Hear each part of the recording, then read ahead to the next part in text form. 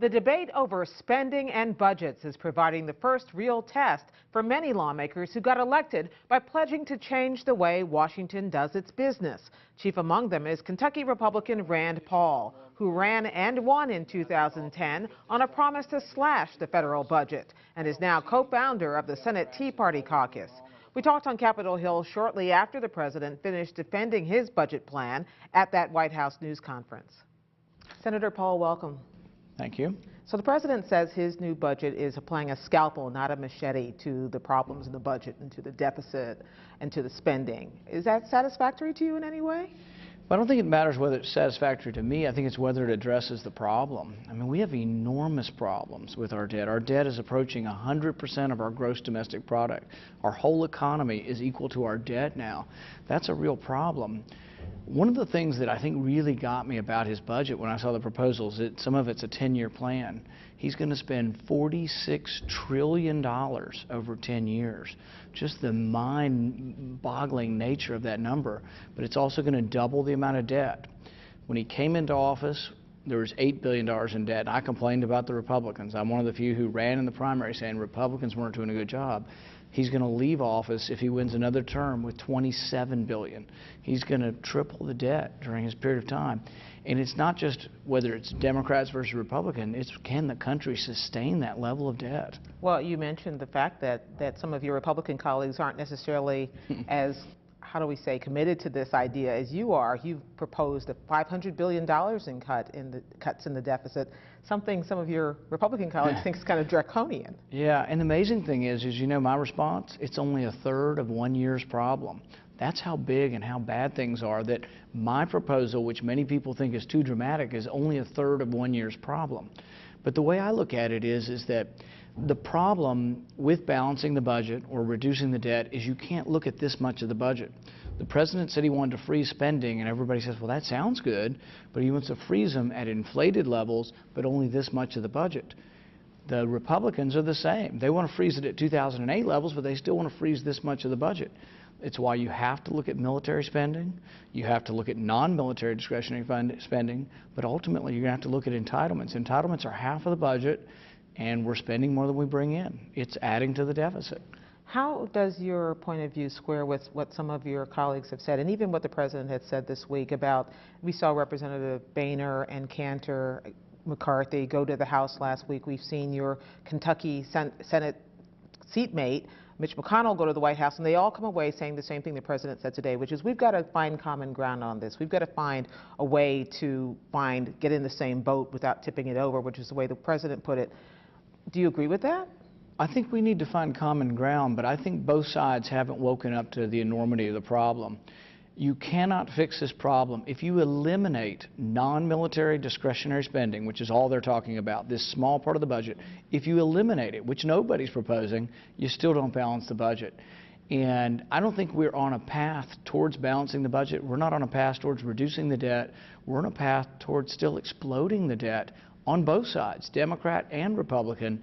So I think we are still in the awakening process to how severe the problem is. One other thing nobody seems to be particularly interested in, but which you say you have a plan in your hip pocket on, is Social Security entitlements.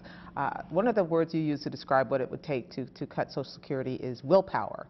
Can you describe to me what you mean by that? Well, I think what it's going to take is, first we acknowledge there's a problem. And, you know, when the campaign was going on, I would laughingly say, you know what, they blamed me for a lot of problems, but I'm not responsible for the baby boom. I had nothing to do with the baby boom. But it happened. It's a demographic thing. We have all these people getting ready to retire because people had large families after World War II. That's nobody's fault. It's just a fact. But we can't pay for them now because we have less workers. We have a plan. We haven't gotten all the things tied together yet, but it'll come out within a week or two, that we'll talk about gradually raising the age on those 55 and under. You can do it over 30 years. You probably have to gradually raise it to 70, and you'll probably have to have means testing. We're trying to figure out exactly where that means testing has to occur, but it'll fix Social Security in perpetuity, forever. You just have to acknowledge we're living longer. But it's tough because everybody wants something from government, but they have to understand there are consequences to getting something from government if it has to be borrowed. Everybody wants something from government. Perfect segue. You go home every weekend to Kentucky, a state which got $30 billion in agriculture money from the federal government, and yet you're suggesting cutting that money. What do people say to you? Do you have to account for that to your constituents? Yeah, I'm not getting too much bad feedback. I'll give you an example. I met with a university president, and we sat down, and in the beginning he had a list of earmarks, and he said, my senators have gotten me these things. But he looked at me and he said, you know what, I know you're not going to do earmarks, and I am an American first. I mean, that struck home to me. I'm an American first. I realize that while my job is to advocate for federal money, I realize that we have this enormous debt and we're borrowing it from China and all these other countries, or we're printing it at the Federal Reserve. And he says, I know it can't go on the way it's been in the past. So I think people are really, actually the people in Kentucky or the people across America are much more ready than they are here. And I think there's always a disconnect or a lag between public opinion and the people here. People here are very cautious because they want to keep their job. But people out there say there are problems. They want leaders who will stand up. So I think it actually won't even hurt me politically to stand up and be bold. What about people who live in other countries which are traditional allies of ours, like Israel, where you suggested that our foreign aid should be cut there as well? Right. I suggested all foreign aid should be cut. And it's interesting that about 70% of the American people agree with me. I put it in terms like this. Does it make any sense for me to borrow money from China to give it to Egypt? Or does it make any sense to give money to corrupt leaders, autocrats, and dictators who steal their people's money? My dad likes to say we take it from poor people in America to give to rich people in third world countries. Look at Mobutu or Mugabe, these people who have stolen from their people. They don't have running water and electricity, but they have vast wealth in diamonds and rubies and gold. But it's all expropriated by these leaders, and we send money to try to help people in Africa, but it's stolen right off the top by the leaders. Now, it's not to say there aren't good things we could do, but not necessarily true in countries like Israel who are. I'd say there's probably a lot less corruption. There's probably waste when you give it to governments across the board, but probably less corruption in some of the other countries. But it's a question of where does the money come from? And there are two bridges that we're trying to build, one in Cincinnati and one in Louisville. And I tell them we're short of money, but maybe if we were giving less money away overseas. I mean, we saw a bridge collapse in Minneapolis. We have infrastructure needs, so I'm not against all government spending. I'm just saying we've got to retrench and we've got to save enough money that we can spend it at home before we provide for people overseas. Do any of your colleagues ever take you aside, or any of your constituents, but especially your colleagues here in Washington, and say, slow down, just slow down, you just got here, we can't do everything at once?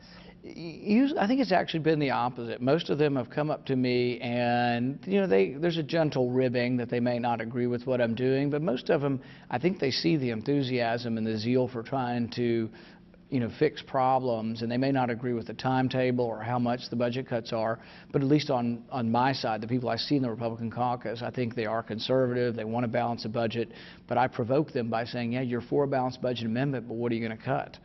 Because they don't want to talk, not everyone, but some of them don't want to say, well, we're going to cut here, because it'll make us unpopular. And I say, well, the people want to know how you'll do it. And you lose your credibility with the media and everybody else if you don't say, I will cut some spending. Okay, Senator Paul, thank you very much for joining us. Well, thank you for having me. We'll have the view from the liberal side of the spectrum tomorrow night.